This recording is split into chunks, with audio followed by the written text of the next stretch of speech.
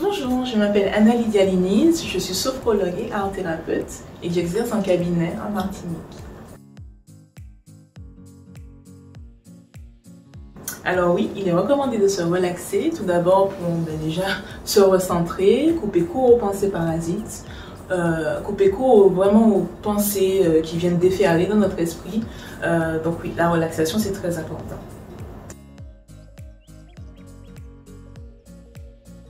Alors, après les cours, il est important de déjà se demander si on a bien compris le cours.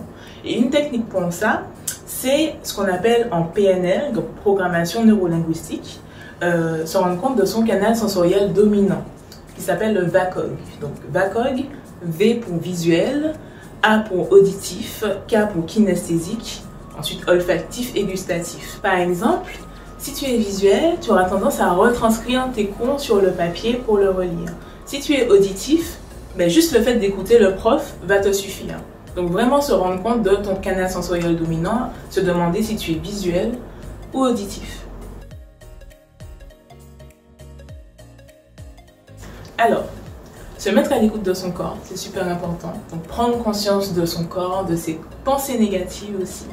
Et venir aussi oxygéner son corps. C'est très important la respiration pour faire face au stress. Donc si tu as besoin d'oxygéner ton corps, tu l'oxygènes.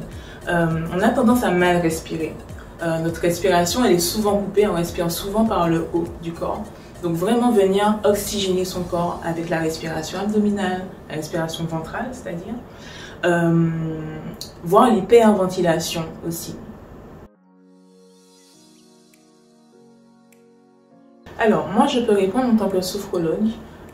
Les écrans émettent de la lumière bleue qui vont agir sur l'hormone du sommeil qui est la mélatonine.